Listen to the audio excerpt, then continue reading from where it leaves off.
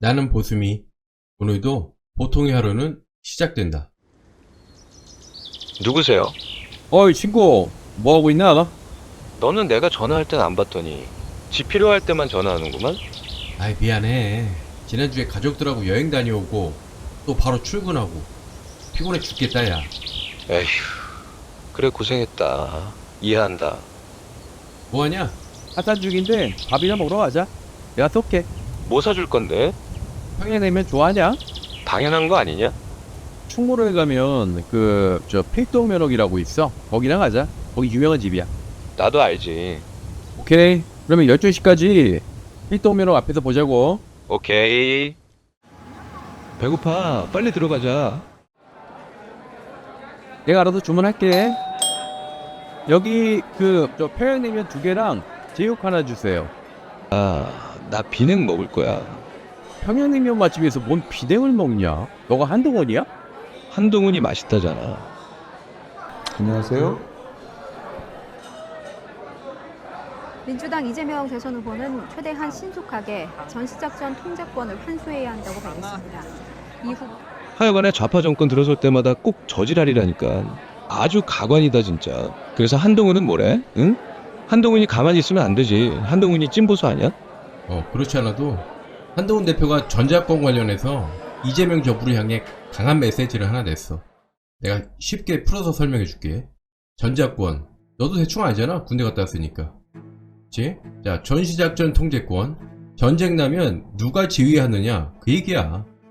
지금은 미국 사성 장군이 우리 군과 함께 전쟁을 지휘하지. 그런데 이재명 정부는 임기 내에 전쟁을 지휘할 수 있는 권한을 우리 군이 갖도록 가져오겠대. 그리고 이걸 국방개혁 1억 과제라고 설정을 했어. 쉽게 말하면 지들 성과로 챙겨서 생색 좀 내겠다 이거지. 더군다나 트럼프 정부 이기면 가능성이 있다면서 지금이 기회라고 근거 없는 희망에 부풀어 있는 것 같아. 물론 전자권 언젠가는 가져와야지. 그 자체는 뭐 맞는 방향성이야.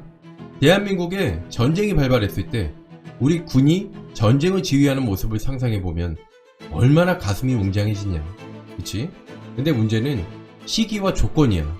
이게 60낸다고 되는 게 아니거든. 한미양국은 이미 2014년에 약속했어. 조건을 갖추면 전자권을 우리가 가져오는 걸로. 이 조건은 총 3가지인데, 첫 번째, 우리가 스스로 전쟁을 지휘할 수 있는 능력. 두 번째, 북한의 핵 대량 살상무기 위협으로부터 초기에 대응할 수 있는 능력.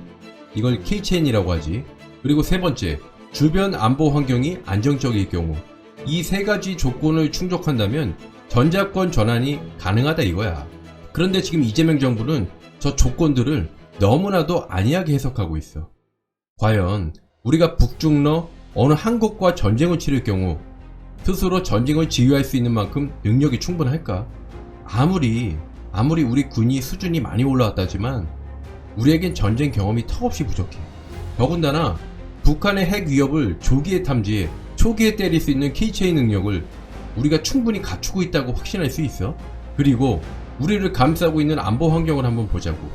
중국은 호시탐탐 우리의 서해를 노리고 있고, 우리의 주적인 북한은 러시아를 위해 우크라이나 전쟁에 파병하는 모습을 보면 북러 관계가 그 어느 때보다 밀접해졌음을 알 수가 있어. 지금 상황이 과연 안정적이라 볼 수 있을까? 결국 현실적으로 저 위의 3가지 조건은 어느 것 하나 제대로 충족하고 있지 못하고 있는 형국이라고.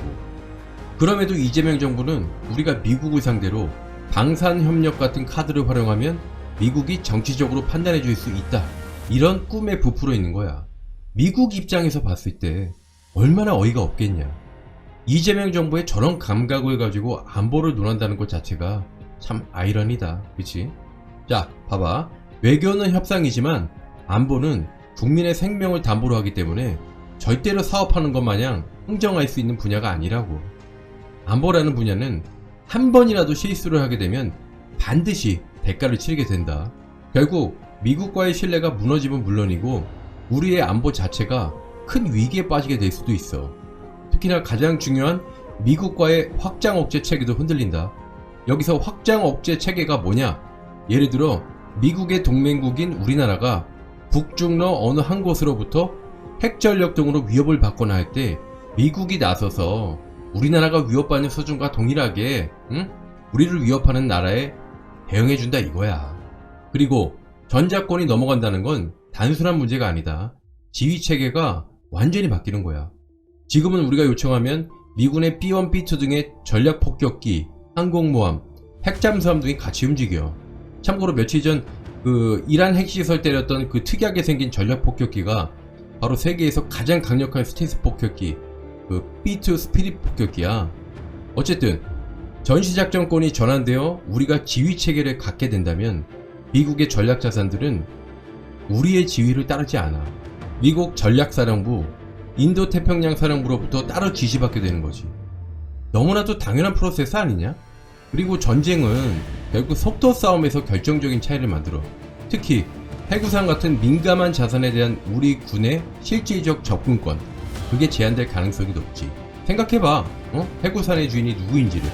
심지어 미국도 걱정하고 있어. 예전에 주한미군 사령관이었던 배 장군, 이 사람은 원래 전자권 전환을 찬성하던 사람이야. 그런데 지금은 북한이 핵을 보유한 이상 전자권은 넘기면 안 된다. 미국이 전면적으로 관여하지 않으면 한국은 위험해진다고, 이 사람조차도 이렇게 입장을 바꿨단 말이야. 우리가 위성 띄우고 드론 몇 개 늘린다고 그게 자주국방이야? 아무리 우리나라 국방 수준이 많이 올라왔다고 하더라도 그건 그저 숫자이고 장비일 뿐이야. 진짜 중요한 건 한미 간의 실전 연동성과 동맹과의 작전 호흡이야. 그거는 훈련과 신뢰를 쌓아야 하는 거고 단기간에 절대 못 만든다. 그리고 툭 까놓고 얘기해보자. 상식적으로 세상에서 가장 강력한 군대를 보유하고 있고 세상에서 가장 전쟁 경험이 풍부한 미국이 한국군 사령관, 미군 부사령관, 이 체제를 제대로 받아들이고 협조할 수 있을까? 그리고 더 무서운 건 따로 있어. 미국 일부에서 주한미군 철수를 지속적으로 주장하는 세력들이 있는데 이 사람들 입장에서 한국, 니들 스스로 지킬 수 있다며? 그럼 미군 뺄게. 이런 식으로 자칫 이들에게 아주 좋은 명분을 제공할 수 있는 부분이거든. 주한미군 철수는 정말 무서운 시나리오야. 주한미군은 단지 몇천 명 병력이 아니라 주한미군이 갖고 있는 상징성 자체가 어마어마한 효과야. 즉, 존재 자체로 북중러의 위협으로부터 우리를 보호할 수 있는 아주 효과적이고 가성비가 큰 장치인 거야. 이건 여담인데 미국이 며칠 전 이란 핵시설을 공습하면서 투입된 장비가 우리 돈으로 무려 23조 가치래. 참고로 우리나라의 2024년 국방 예산은 59조다. 그리고 미국의 2026년 회계년도 기준 국방 예산은 사상 최초로 1조 달러를 돌파, 우리 돈으로 1400조에 가까운 돈을 배정을 했단다. 우리는 지금 이런 미국을 지렛대로 북중러를 견제하고 있는 거라고. 어때? 현타 좀 오지? 그리고 영국, 프랑스, 독일과 같은 강대국들이 자존심이 없어서 나토의 전자권을 넘긴 줄 알아? 그들도 미국의 개입 가능성을 높이기 위해서 나토의 전자권을 넘긴 거야. 결국 전쟁 억제라는 목적을 위해선 자존심보다는 전략적 유연함이 필요한 거지. 이게 바로 실리이고 실용이거든. 그런데 이재명은 도대체 뭐 하는 건지 모르겠어. 그래서 이재명 정부에 묻고 싶어. 만일 북한이 전면 도발을 감행하면 미국은 지금과 같은 수준으로 개입할 수 있을까? 우리가 핵 공유도 못 받는 상황에서 우리 국군이 연합작전을 제대로 지휘할 수 있다고 믿는 건지, 트럼프가 들어서면 진짜 100% 우리 요청을 수용할 거라고 생각하는지 말이야. 이거는 실리의 문제야. 대한민국의 생존이 먼저고, 우리는 싸워서 이기기보다 싸움 자체를 억제해야 해. 그게 진짜 실리고 실용이지. 그리고 그 억제력의 핵심이 바로 한미동맹이고, 그걸 지키는 게 지금 우리가 해야 할 일이야. 어때? 역시 찐보수 한동훈답지?